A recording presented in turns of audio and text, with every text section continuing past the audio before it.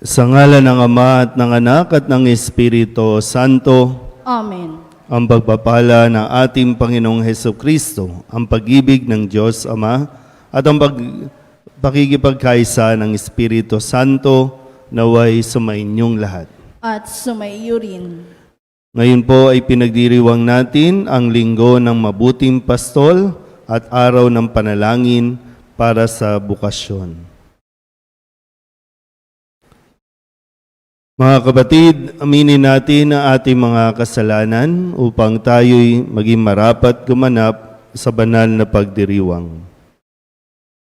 Inaamin ko sa makapangyarihang Diyos at sa inyo mga kapatid, na luba akong nagkasala sa isip, sa salita at sa gawa, at sa aking pagkukulang. Kaya isinasamo ko sa mahal na Birhen Maria, sa lahat ng mga anghel at mga banal, at sa inyo mga kapatid, na ako'y panalangin sa Panginoong ating Diyos. Kawaan tayo ng makapangyarihang Diyos, patawarin tayo sa ating mga kasalanan, at patnubayan tayo sa buhay na walang hanggan. Amen.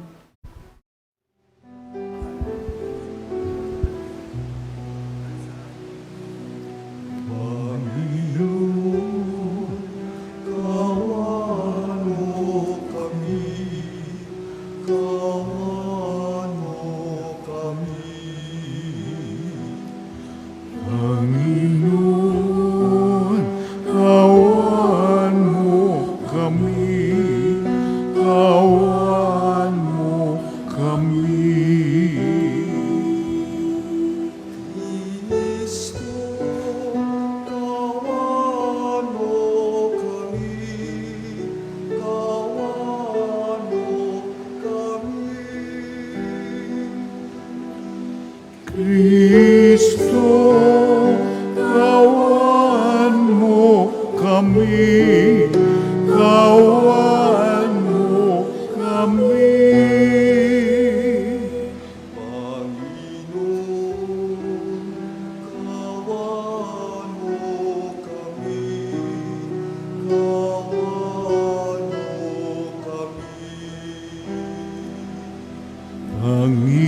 Panginoon, kawan mo kami, kawan mo kami.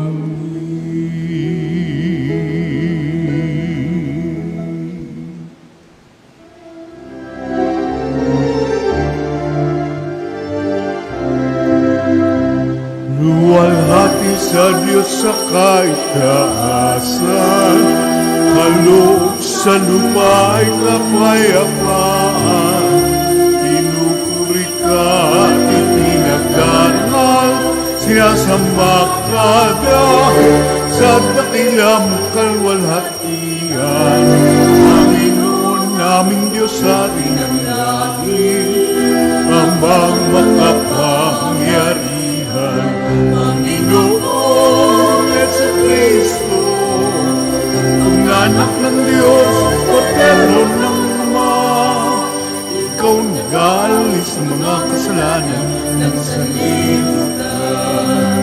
Tanggapin mo ang aming kahilingan, ikaw na nanuluklok sa kanan ng Ama, maawa ka sa amin.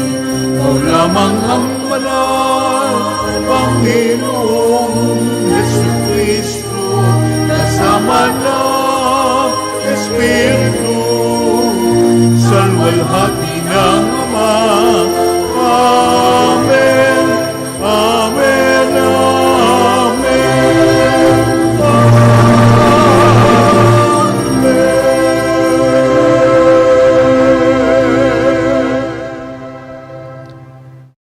Manalangin tayo. Ama naming makapangyarihan, akayin mo kami upang kami mapabilang sa mga maliligayang kapiling mo sa kalangitan, upang sa pagsunod namin bilang abangkawan, kami makarating sa sinapit ng pastol na idinangal na siyang namamagitan kasama ng Espiritu Santo magpasawalang hanggan. Amen. Umupo ang lahat. Bilang mabuting pastol, inialay ni Jesus ang kanyang sarili para sa kapatawaran ng ating mga kasalanan. Pagbasa mula sa mga gawa ng mga apostol. Noong araw ng Pentecostes, tumayo si Pedro at ang 11 apostol at nagsalita siya ng malakas. Dapat malaman ng buong Israel na itong si Jesus na ipinako ninyo sa krus, siya ang ginawa ng Diyos na Panginoon at Kristo. Nabagabag ang kanilang kalooban nang marinig ito, at tinanong nila si Pedro at ang mga apostol, "Mga kapatid, ano ang gagawin namin?" Sumagot si Pedro, "Pagsisihan ninyo talikdan ang inyong mga kasalanan at magpabinyag kayo sa pangalan ni Jesucristo upang kayo'y patawarin.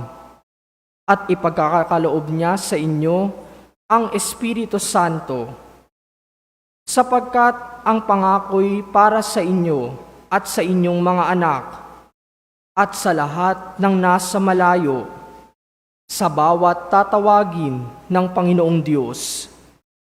Marami pa siyang inilahad upang patunayan ang kanyang sinabi, at nanawagan siya sa kanila, "Lumayo kayo sa masamang lahing ito upang kayo'y maligtas."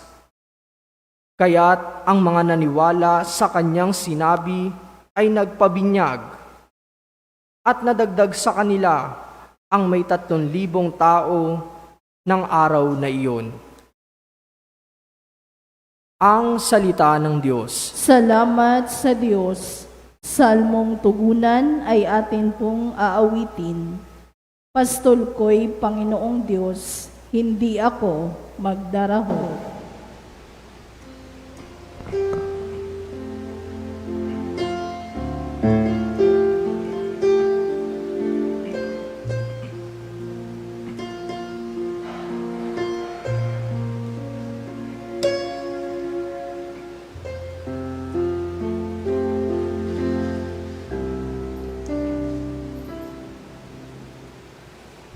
Pastol ko'y Panginoong Diyos, hindi ako magdaraho.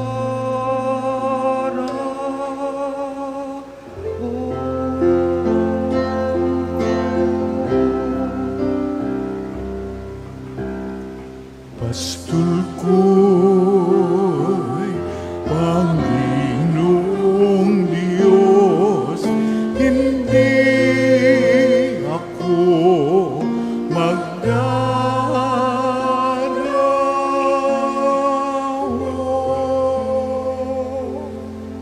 Panginoon aking pastol, hindi ako magkukulang. Ako'y pinahihimlay sa mainam na pastulan, at inaakay niya ako sa tahimik na batisan. Binibigyan niya ako yung bagong kalakasan. Pastol ko'y Panginoong Diyos, hindi ako magdaraho.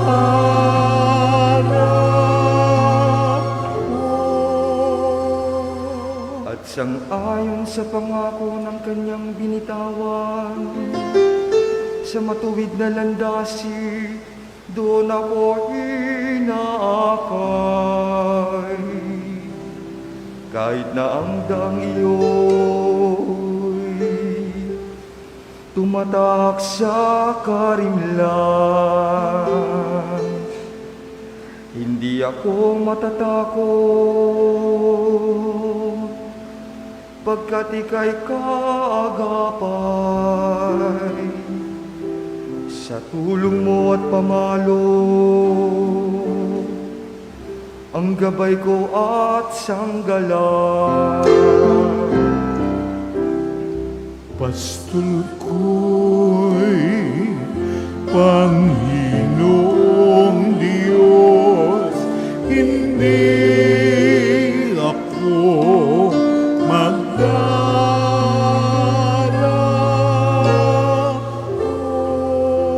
Sa harapan ng lingkod mo,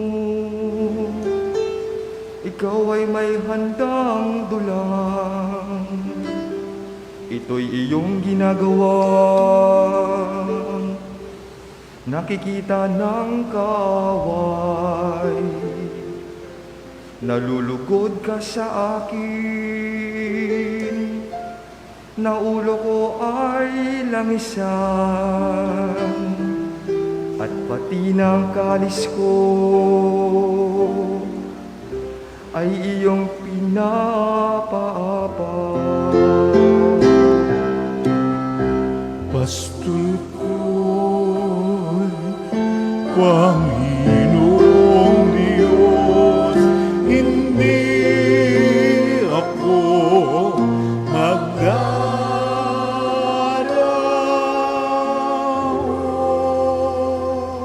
Tunay na ang pag-ibig mo at ang iyong kabutihan. Isa sa akit tataglayin habang ako'y nabubuhay. Doon ako sa templo mo, lalagi at mananahan. Pastol ko'y Panginoong Diyos, hindi ako magdaraw.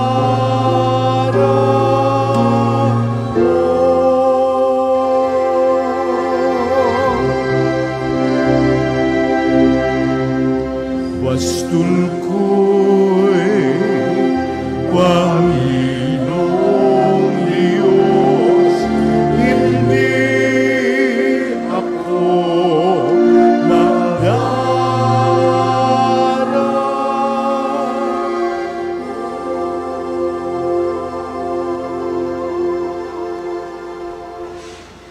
Si Jesus ang pastol na nagdala sa bigat ng ating mga kasalanan. Tayo'y kanyang tinipon at pinagaling bilang kawan. Pagbasa mula sa unang sulat ni Apostol San Pedro. Mga pinakamamahal ko, pagpapalain kayo ng Diyos kung kayo'y maparusahan sa paggawa ng mabuti. Ang pagtitiis ng hirap ay bahagi ng pagkahirang sa inyo ng Diyos, sapagkat nang si Kristo ay magtiis para sa inyo, binigyan niya kayo ng halimbawang dapat tularan. Hindi siya gumawa ng anumang kasalanan o nagsinungaling kailanman. Nang siya'y alipustain, hindi siya gumanti. Nang siya'y pahirapan, hindi siya nagbanta. Nanalig siya sa Diyos na makatarungan. Sa kanyang pagkamatay sa krus, dinala niya ang bigat ng ating mga kasalanan upang tuluyan na nating iwan ang pagkakasala at mamuhay ayon sa kalooban ng Diyos.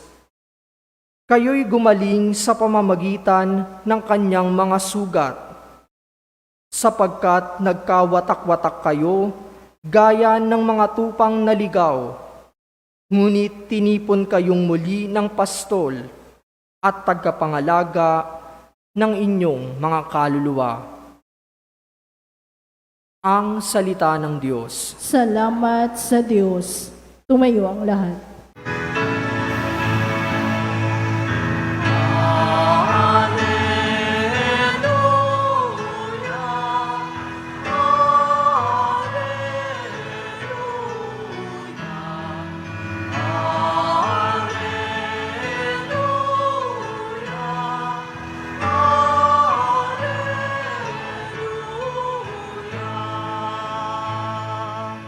Sumainyo ang Panginoon. At sumayo rin. Ang mabuting balita ng Panginoon ayon kay San Juan.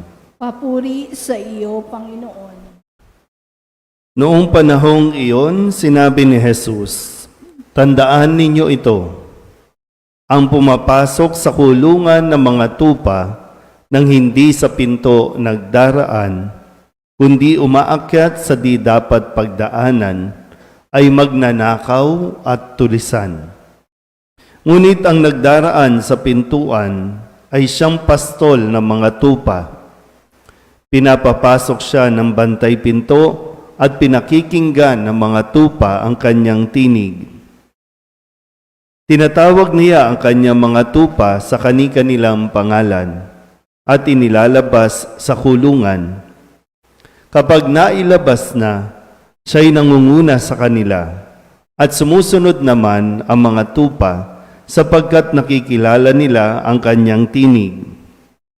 Hindi sila sumusunod sa iba. Bagkus pangay, patakbong lumalayo sapagkat hindi nila nakikilala ang kanyang tinig.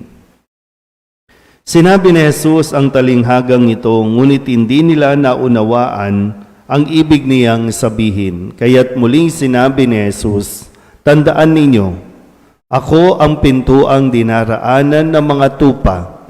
Ang mga nauna sa akin ay mga magnanakaw at mga tulisan. Ngunit hindi sila pinakinggan ng mga tupa.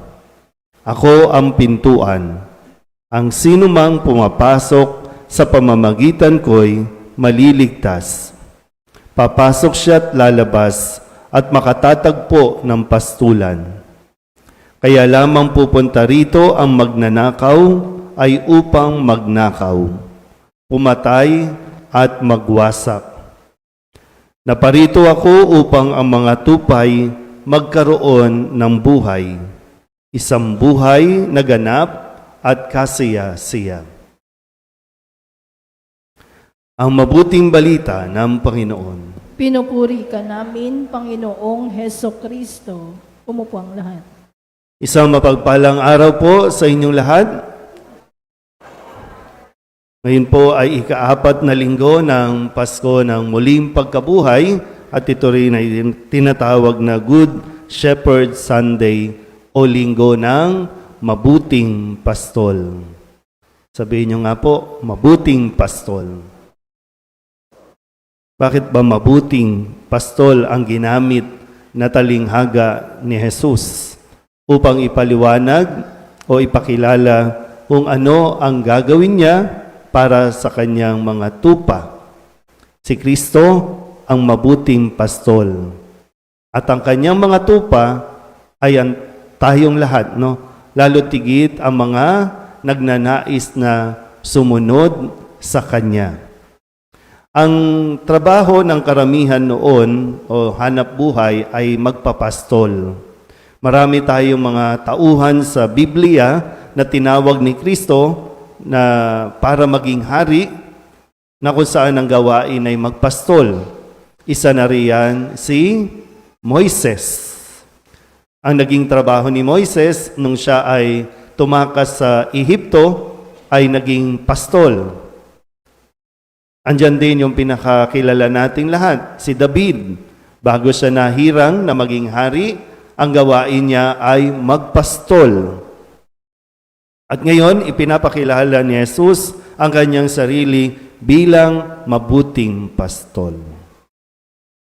Ano ba ang katangian ng isang mabuting pastol? Inisip, bakit hindi mabait na pastol? Bakit ginamit ay mabuting pastol? Sabi po dito, ang isang mabuting pastol ay pinakikinggan ng mga tupa ang kanyang tinig. So, paano mapapakinggan ng mga tupa ang tinig ng isang pastol? Sino mga nag-aalaga po ng hayop dito?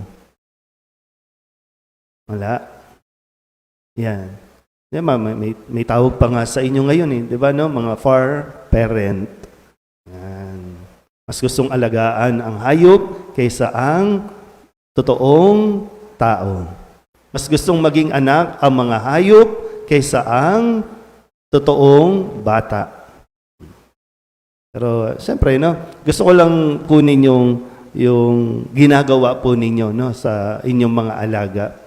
Kasi dito, ang sabi ay nakikinig ang mga tupa sa kanyang pastol. Sa tinig, yung boses. Kaya dito, sabi, mabuting pastol, ibig sabihin, ito ay naglalaan ng oras. Nag-i-invest ang isang pastol para mapakinggan siya ng mga tupa. Hindi naman agad-agad yan. Kailangan mong samahan, mag-i-invest ka ng oras, mag-i-invest ka kahit ng pera. Paano kang makikilala ng mga tupa kung hindi ka maglalagi, kung hindi ka magbababad? Araw-gabi, babantayan yan. Lalo tigit sa gabi. Kasi, no, sa gabi pumapasok yung mga mababangis na hayop na pumapatay ng mga tupa. At itong mabuting pastol, talagang paglalaanan niya yan ng panahon. Mag-i-invest yan. Kikilalanin niya, bibilangin niya araw-araw kung kompleto ba ang mga tupa. At pagka minsan, kakausapin pa niya yan. Kung kaya, ang mga tupa nasasanay sa boses ng kanilang pastol. Kaya sabi po nila, no, sa mga bansang mayroong mga pastulan, sabi po nila, kahit magkasalubong ang dalawang kawan, no, dalawang nag-aalaga, kahit magkasalubong yan, hindi yan maghahalo. Kasi alam ng mga tupa yung amoy at yung boses ng kanilang mga pastol. Malinaw po ba? Okay. Kung malinaw yung gawain, katangian ng isang mabuting pastol, maaari siguro ang pagnilayan natin tayo bilang mga tupa. Nakikinig ba tayo sa sa pastol natin? Tama ba ang pinakikinggan natin? Kung kaya nasusundan natin at tayo'y nadadala sa mas tamang pastulan? Yun ang isang katangian ng isang mabuting tupa rin. Kasi kung mabuti ang pastol, mapapabuti ang mga tupa. No, nakikinig ba tayo talaga sa ating pastol? Kaya sa ganitong pagkakataon, talagang pinagtsatsagaan ni Kristo. Hindi lang basta pagtsatsaga, kundi talagang paglalaanan ni Kristo na maturuan tayong lahat. Sa abot ng makakaya, hanggat mayroon magagawa ang Diyos sa atin, talagang may magagawa ang Diyos, hindi tayo tinitigilan. Gusto niya tayong maligtas. Gusto niya tayong mapabuti. Madala doon sa tinatawag natin na isang pastulan na puro, para bang ginhawa ang nando doon. Kaya lang, pinakikinggan ba natin at sinusundan natin ang tinig ni Jesus bilang ating mabuting pastol? Dahil hindi niya hahangarin ang isa man sa atin ay mapahamak. Sabihin niyo nga po sa katabi ninyo, makinig kang mabuti. Marami po sa labas ng simbahan, o kaya naman, maraming sinasabi ang mundo na kadalasan ikinaliligaw natin. Bakit ba tayo nalilito? Kasi hindi rin tayo talaga nagbababad. Hindi rin talaga tayo nakikinig ng todo-todo sa boses o sa tinig ni Jesus. Konting alok, no? Konting sabihin ng tao na nagpapanggap na o kaya gustong maging Diyos, na ako ang kaligtasan, ako ang magbibigay sa inyo ng ginhawa, ako ang magbibigay sa inyo ng ayuda. Hala, doon naman tayo. Kaya minsan, no, yun yung nakakalungkot eh. Kapag may bigayan ng ayuda, pag may bigayan ng, may 4-piece pa ba? Pag may bigayan ng 4-piece, natapat na linggo, saka na yung misa na yan, saka na yung simba na yan, dito muna ako pipila kasi dito may makukuha ako.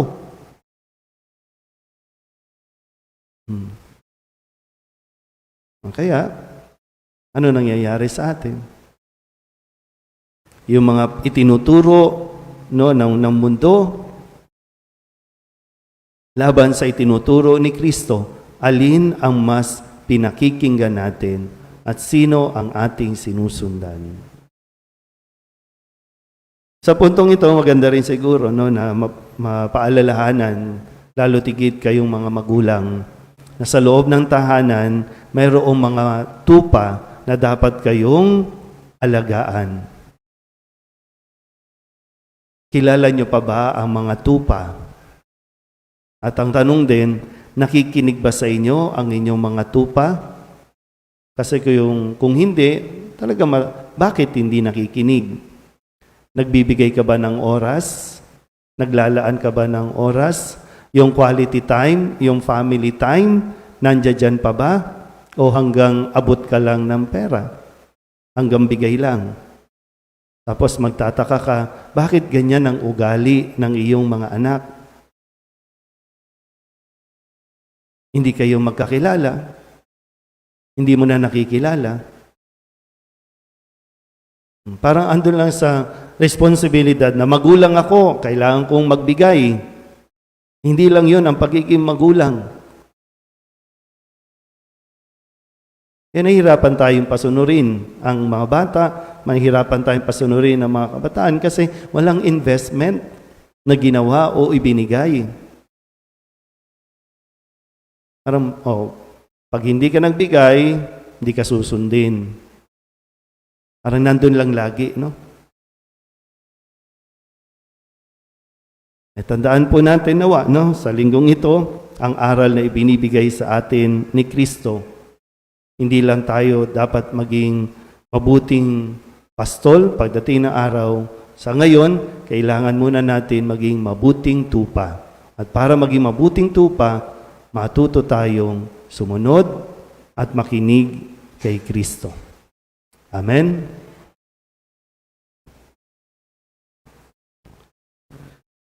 Magsitayo ang lahat at ipahayag natin ang ating pananampalataya. Sumasampalataya ako Sa Diyos amang makapangyarihan sa lahat, na may gawa ng langit at lupa. Sumasampalataya ako kay Jesucristo, iisang anak ng Diyos, Panginoon nating lahat. Nagkatawang tao siya lalang ng Espiritu Santo. Ipinanganak ni Santa Mariang Birhen. Pinagpakasakit ni Poncio Pilato. Ipinako sa krus na matay inilibing. Nanaog sa kinaroroonan ng mga yumao. Nang may 3 araw na buhay na mag-uli. Umakyat sa langit. Naluluklok sa kanan ng Diyos amang makapangyarihan sa lahat. Doon magmumulang paririto at huhukom sa nangabubuhay at nangamatay na tao. Sumasampalataya naman ako sa Diyos Espiritu Santo, sa banal na simbahang katolika, sa kasamahan ng mga banal, sa kapatawaran ng mga kasalanan, sa pagkabuhay na muli ng nangamatay na tao, at sa buhay na walang hanggan. Amen. Dumulog tayo sa Ama, ang dakilang pastol, taglay ang pagtitiwala sa kanyang malasakin at pag-ibig sa atin, ang ating itutugon. Panginoon, dinggin mo ang aming panalangin. Panginoon, dinggin mo ang aming panalangin. Para sa Santo Papa, mga obispo, pari, diakono at relihiyoso, patuloy nawa silang maging tapat na pastol ng kawan ni Kristo. Manalangin tayo. Panginoon, dinggin mo ang aming panalangin. Para sa mga namumuno sa ating lipunan, matularan nawa nila ang halimbawa ni Kristo, ang mabuting pastol, na laging kapakanan ng lahat ang ninanais. Manalangin tayo. Panginoon, dinggin mo ang aming panalangin. Para sa mga kabataan, masundan nawa nila ang tinig ni Jesus na muling nabuhay upang maakay sila sa landas tungo sa buhay na walang hanggan. Manalangin tayo. Panginoon, dinggin mo ang aming panalangin. Para sa bokasyon sa buhay pagpapari at pagiging relihiyoso at relihiyosa, mas madami nawang tumugon sa panawagan ng Diyos upang mas maalagaan ang kanyang kawan. Manalangin tayo. Panginoon, dinggin mo ang aming panalangin. Para sa mga yumao, makamtan nawa nila ang kaningningang walang maliw sa piling ng Diyos. Manalangin tayo. Panginoon, dinggin mo ang aming panalangin. Idulog din natin sa Panginoon ang ating mga personal na kahilingan at mga panalangin ng mga nanonood sa online, mga panalangin para sa ating mga pamilya. Ganon din ang lahat ng mga misang pasasalamat, natatanging kahilingan, mga agarang paggaling at mga kaluluwa, lalo tigit ang kaluluwa ni Edgar na inihiling na ipagdasal sa misang ito.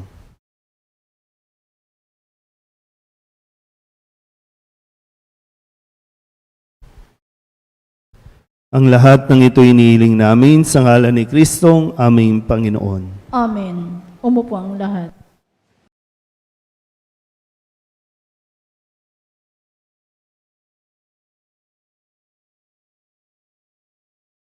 Tubig ng buhay, paglalakbay, patungo sa bagong buhay.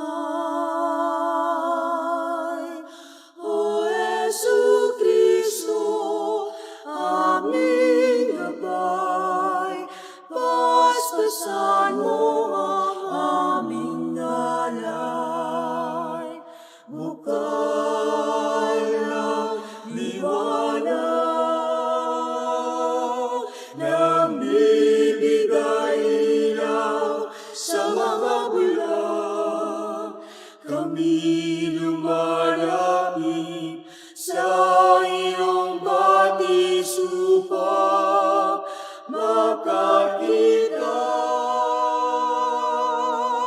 Tubig ng buhay, paglalakbay, patungo sa bagong buhay. O Jesucristo, aming gabay, basbasan mo ang aming alay. Basbasan mo ang aming alay. Manalangin kayo mga kapatid upang paghahain natin ay kalugdan ng Diyos amang makapangyarihan. Tanggapin nawa ng Panginoon itong paghahain sa iyong mga kamay, sa kapurihan niya at karangalan sa ating kapakinabangan at sa buong sambayanan niyang banal. Ama naming lumikha, ipagkaloob mong kami ay magalak sa pagdiriwang ng Pasko ng pagkabuhay ng iyong anak upang ang ginagawang patuloy na pagsagip sa amin ay maging sanhi ng aming ligayang walang maliw sa pamamagitan ni Jesucristo kasama ng Espiritu Santo magpasawalang hanggan. Amen. Sumainyo ang Panginoon. At sumayo rin. Itaas sa Diyos ang inyong puso at diwa. Itinaas na namin sa Panginoon. Pasalamatan natin ang Panginoong ating Diyos. Marapat na siya ay pasalamatan. Ama naming makapangyarihan, tunay ngang marapat na ikaw ay aming pasalamatan. Ngayong ipinagdiriwang ang paghahain ng Mesiyas, ang maamong tupa na tumubos sa aming lahat. Siya'y talagang maaasahan at ang katapatan niya sa pananagutan ay siyang bumago sa dating pamumuhay sa sangkatauhang namihasa sa pagkasalawahan. Ang dangal ng tao ay ganap na itinampok upang mamana namin sa pakikipagkapatid kay Jesus. Kaya kaysa ng mga anghel ang sisiawit ng papuri sa iyo nang walang humpay sa kalangitan, kami nagbubunyi sa iyong kadakilaan.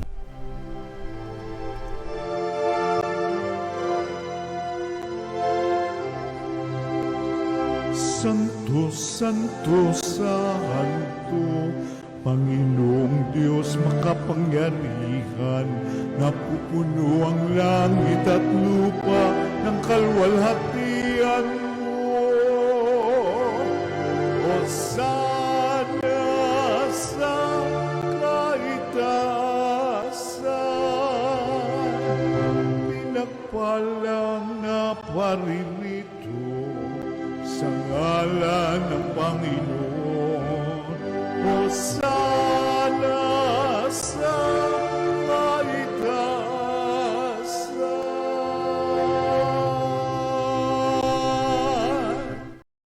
Ama naming banal, ikaw ang bukal ng tanang kabanalan. Kaya sa pamamagitan ng iyong Espiritu, gawin mong banal ang kaloob na ito upang para sa aming maging katawan at dugo ng aming Panginoong Heso Kristo. Bago niya pinagtiis ang kusang loob na maging handog, hinawakan niya ang tinapay, pinasalamatan kaniya, pinaghati-hati niya iyon, iniabot sa kanyang mga alagad at sinabi, "Tanggapin ninyong lahat ito at kanin, ito ang aking katawan na ihahandog para sa inyo."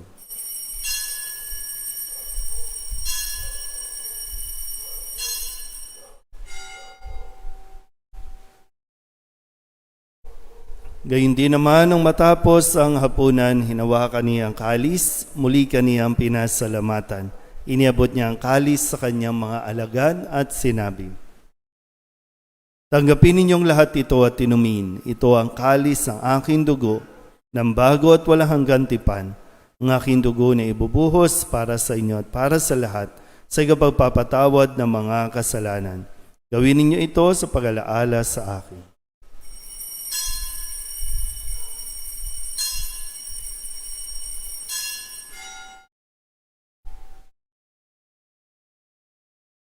Ipagbunyi natin ang misteryo ng pananampalataya.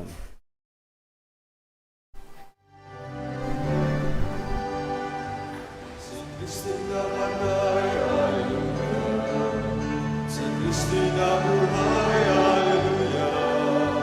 Si Kristo'y babalik sa wakas ng panahon, Alleluia, Alleluia. Si Kristo'y nabuhay, Alleluia. Si Kristo'y nabuhay, Alleluia. Si Kristo'y babalik sa wakas ng panahon, Alleluia, Alleluia. Ama, ginagawa namin ngayon ang pag-alaala sa pagkamatay at muling pagkabuhay ng iyong anak, kaya tiniaalay namin sa iyo ang tinapay na nagbibigay buhay at ang kalis na nagkakaloob ng kaligtasan. Kami napapasalamat dahil kami iyong minarapat na tumayo sa harap mo para maglingkod sa iyo.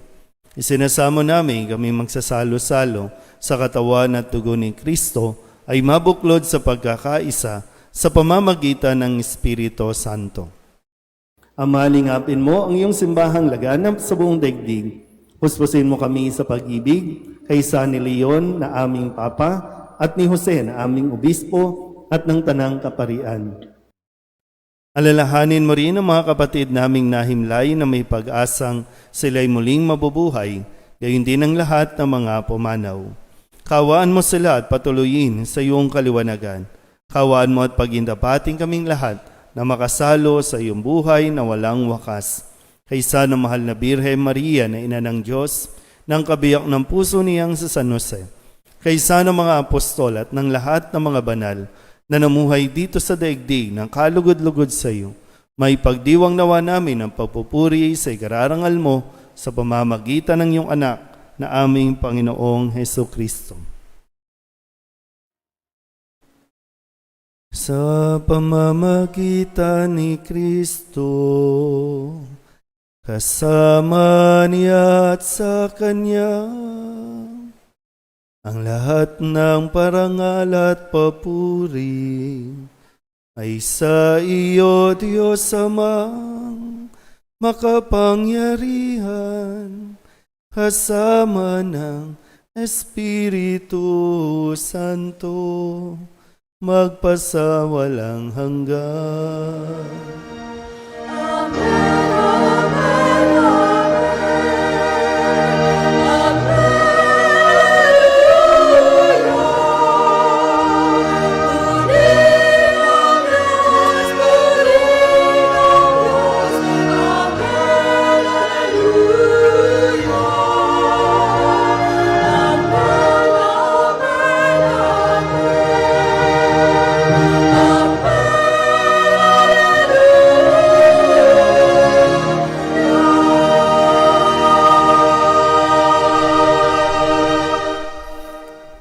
Sa tagubili ng manakagagaling na utos sa turo ni Jesus sa Panginoon natin at Diyos, ipahayag natin ng lakas loob.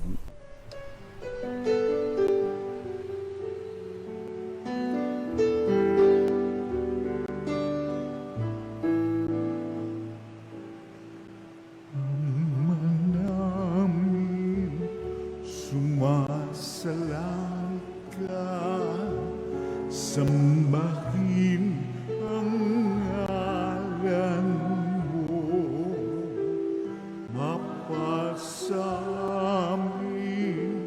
ang kaharian mo, sundin ang loob mo dito sa lupa para nang sa langit.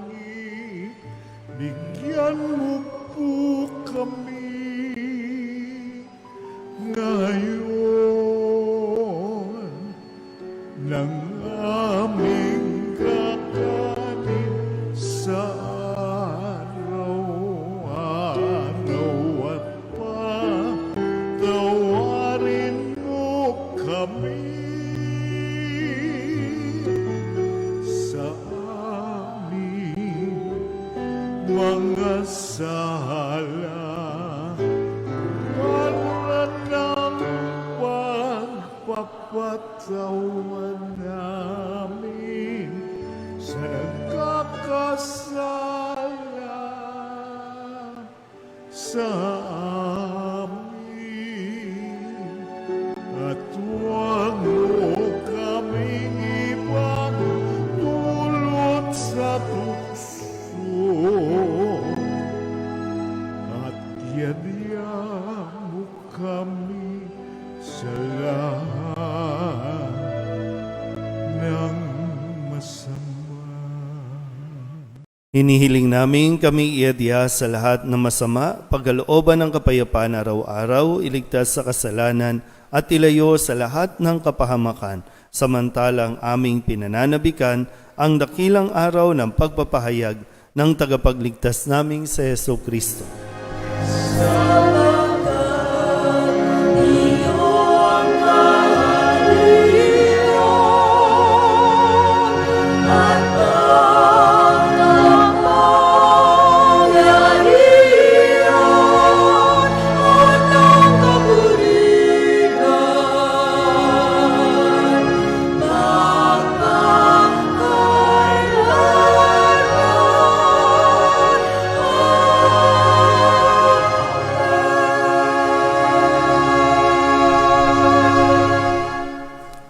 Panginoong Heso Kristo, sinabi mo sa iyong mga apostol, kapayapaan ang iniiwan ko sa inyo, ang aking kapayapaan ang binibigay ko sa inyo.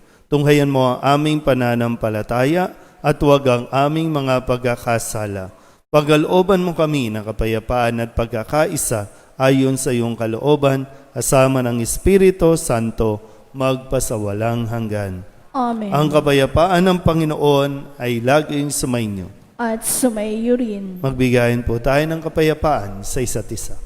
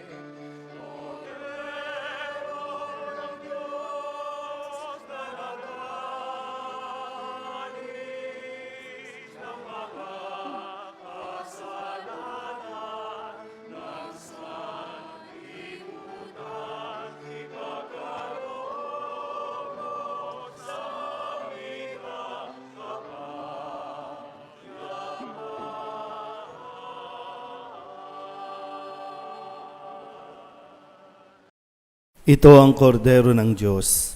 Ito ang nag-aalis ng kasalanan ng sanlibutan. Mapalad ang mga inaanyayahan sa kanyang piging.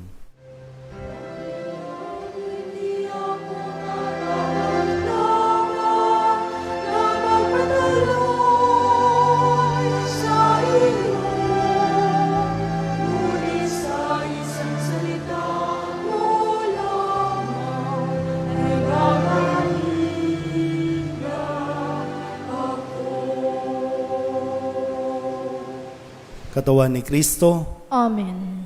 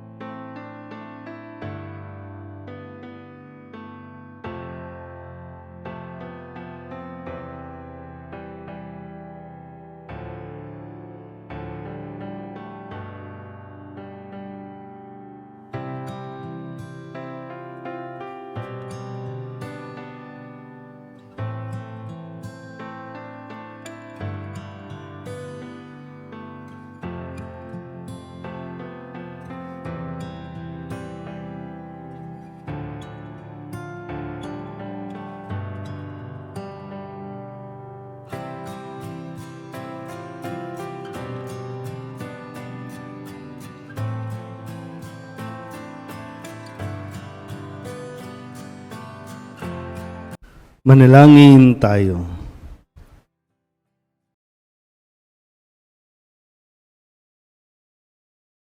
Ama naming mapagmahal, ikaw ang butihing pastol na nagtataguyod sa amin, kaya't kaming kawan mo ay iyong tangkilikin. Pakundangan sa dugo ng anak mong dumanak, upang kaming lahat ay iyong mailigtas. Marapatin mong kami makarating sa pastulan na inilalaan mo sa amin ngayon at kailanman sa pamamagitan ni Jesucristo kasama ng Espiritu Santo magpasawalang hanggan. Amen. Sumainyo ang Panginoon. At sumayo rin. At pagpalain kayo ng makapangyarihang Diyos, Ama at Anak at Espiritu Santo. Amen. Tapos na ang banal na misa, umayo tayo sa kapayapaan ni Kristo. Salamat sa Diyos. Magandang umaga po. Magandang umaga po, Father.